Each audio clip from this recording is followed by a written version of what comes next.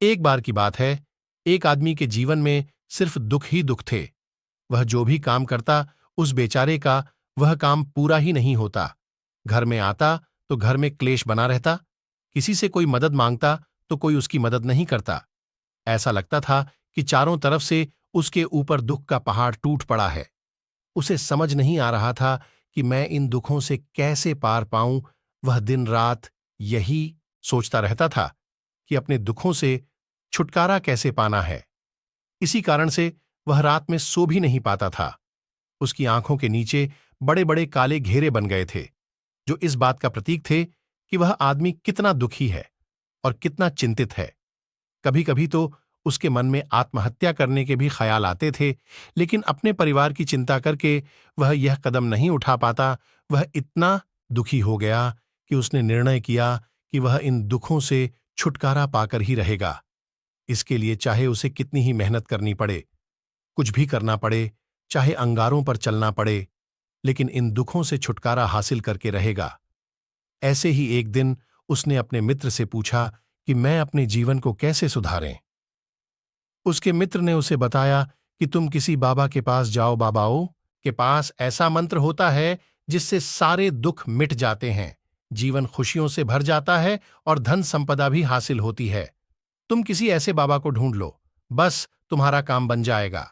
उस आदमी के मन में यह बात पूरी तरह से पक्की बैठ गई कि कोई बाबा ही मेरा दुख दूर कर सकता है, और इसीलिए उसे किसी भी बाबा के बारे में पता चलता तो वह उस बाबा के पास पहुंच जाता। उस बाबा के पास पहुंच जाता, उस बाबा को अपनी समस्या बताता और उससे उसका समाधान पूछता और कहता कि बाबा, मैं कुछ भी करने के लिए तैयार हूं, लेकिन मेरी इन समस्याओं से मुझे छुटकारा दिला दीजिए। आप जो कहेंगे मैं वह करूंगा, लेकिन मेरे जीवन को सुधार दीजिए। बाबा उसे कुछ टोने टोटके बताते थे करने के लिए, और बदले में दान दक्षिणा ले लेते थे कि यह टोना टोटका करने के बाद तुम्हारे घर में सुख शांति बनी रहेगी, बस इस टोटके को पूरी विधि के साथ करना। वह आदमी घर लौटकर पूरी विधि के साथ टोने टोटके करने लगा, लेकिन बहुत टोने टोटके करने के बाद भी उसके जीवन में कुछ बदलाव नहीं आया। इसके विपरीत उसका जीवन और ज्यादा दुखी हो गया। जो भी बाबा उसे टोना टोटका देता था, वह बदले में उससे दान दक्षिणा लेता था, जिससे उसका धन भी धीरे धीरे खत्म हो रहा था। इससे उसके जीवन में दुख और ज्यादा बढ़ गया।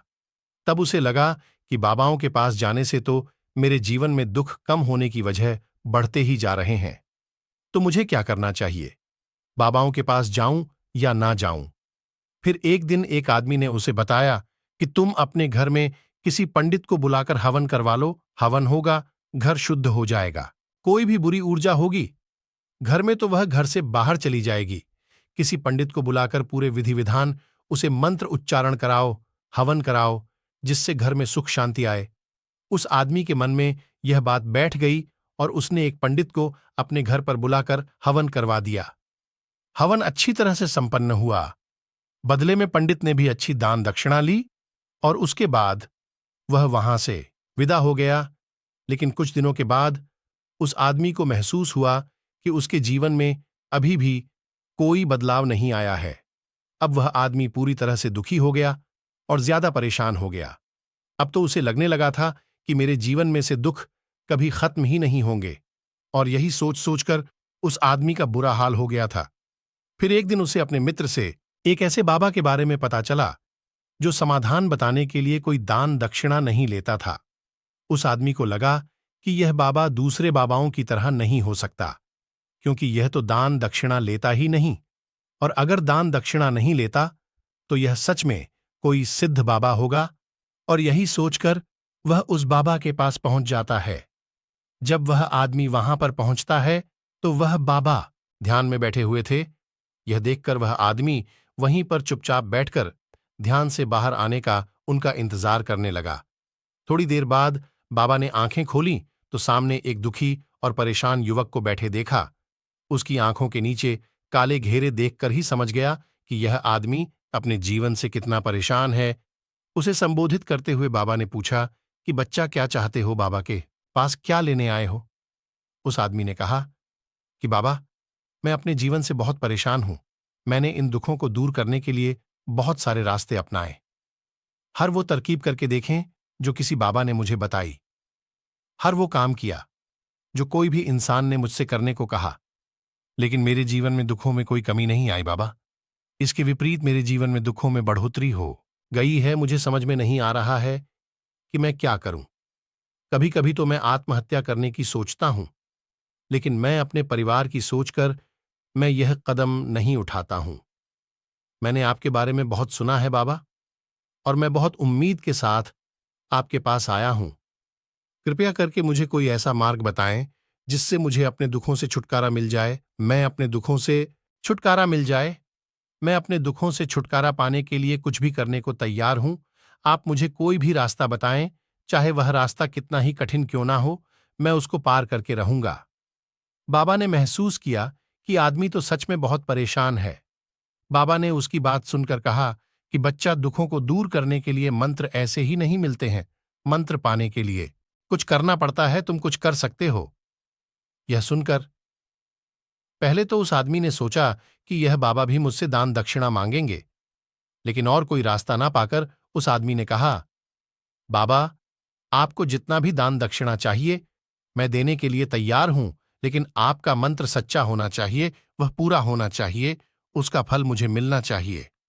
उसके बाद मैं आपको जो भी दान दक्षिणा लेना चाहते हो मैं आपको दे दूंगा। बाबा ने कहा, दान दक्षिणा तो बहुत छोटी चीज है, मुझे वह नहीं चाहिए।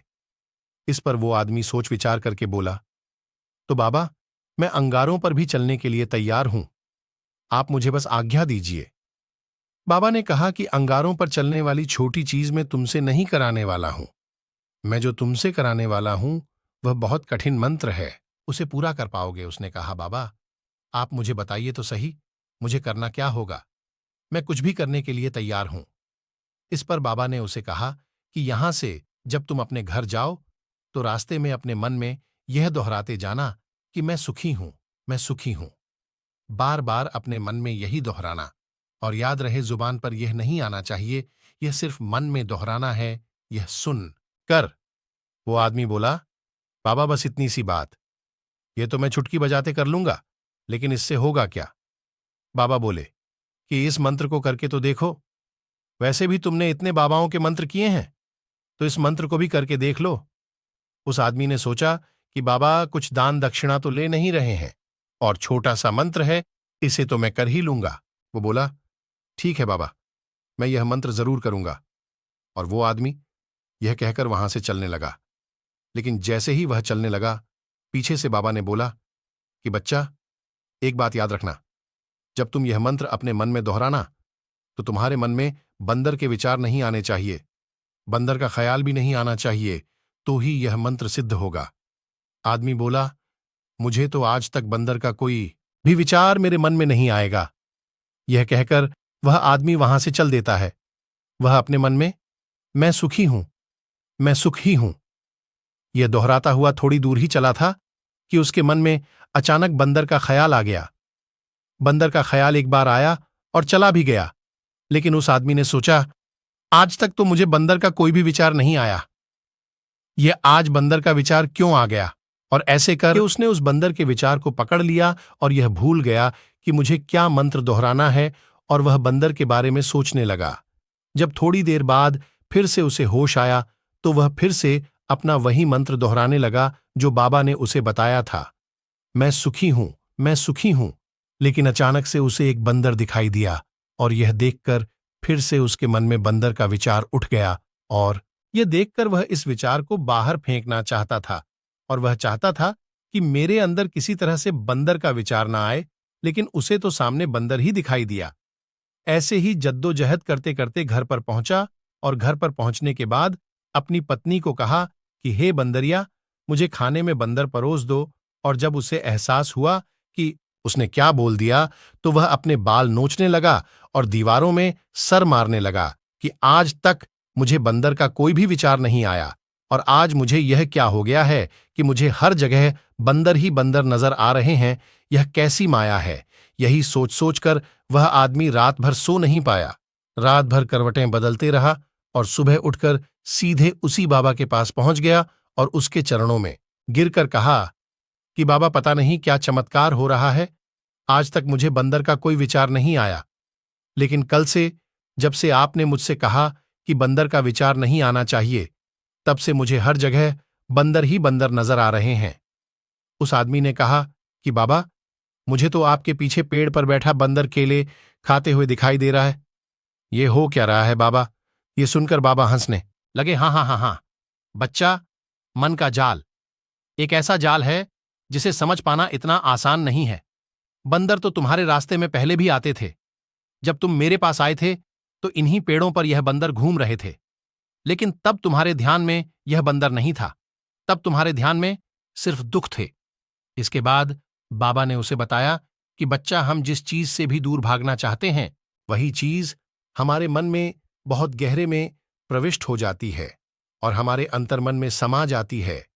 असल में हम जिस चीज से छुटकारा पाना चाहते हैं, उससे छुटकारा इसीलिए पाना चाहते हैं कि वह हमारे साथ बहुत गहरे से जुड़ी हुई है, और हम जितना ही उससे छुटकारा पाना चाहते हैं, वह उतनी ही गहरी हमारे मन में बैठती चली जाती है और आखिरकार हमारे अंतर्मन में छा जाती है ऊपर से। तो हम चाहते हैं सुखी होना, कि मैं सुखी हूं, सुखी हूं। हमारे होंठ भी यही बोलते रहते हैं, लेकिन हमारे मन में दुख समाये होते हैं। हमारे विचारों में, हमारे मन में दुख ही दुख दिखाई देते हैं। इसीलिए अपनी जुबान से बार बार यह बोलने से कि मैं सुखी हूं, मैं सुखी हूं, हम सुखी नहीं होंगे जब तक यह मंत्र हमारे अंतर्मन में प्रविष्ट नहीं होगा। इस पर उस आदमी ने पूछा कि बाबा, लेकिन यह मंत्र हमारे अंतर्मन में प्रविष्ट कैसे होगा? यह सुनकर बाबा ने कहा कि बच्चा, अपने दुखों से लड़ना बंद कर दो। जब तक तुम अपने दुखों को दूर करने की सोचते रहोगे, तब तक वो दुख तुमसे चिपके रहेंगे। तब तक वो दुख तुम्हारे अंतर्मन पर अपना राज बनाए बैठे रहेंगे, और जिस दिन तुम उन दुखों के बारे में सोचना ही छोड़ दोगे, उन दुखों से छुटकारा ही नहीं पाना चाहोगे, उसी दिन से तुम्हारी जिंदगी से दुख गायब हो जाएंगे। क्योंकि किसी भी चीज से छुटकारा पाने के लिए हमें उस चीज के बारे में सोचना पड़ता है, और हम जितना ही उस चीज के बारे में सोचते हैं, वह उतनी ही गहरी हमारे मन में प्रविष्ट होती चली जाती हैं। हमारे वीडियो पसंद है तो चैनल सब्सक्राइब कर लो। भागवत बुद्ध का सच्चा भक्त हो तो कमेंट में नमो बुद्ध जरूर लिखे।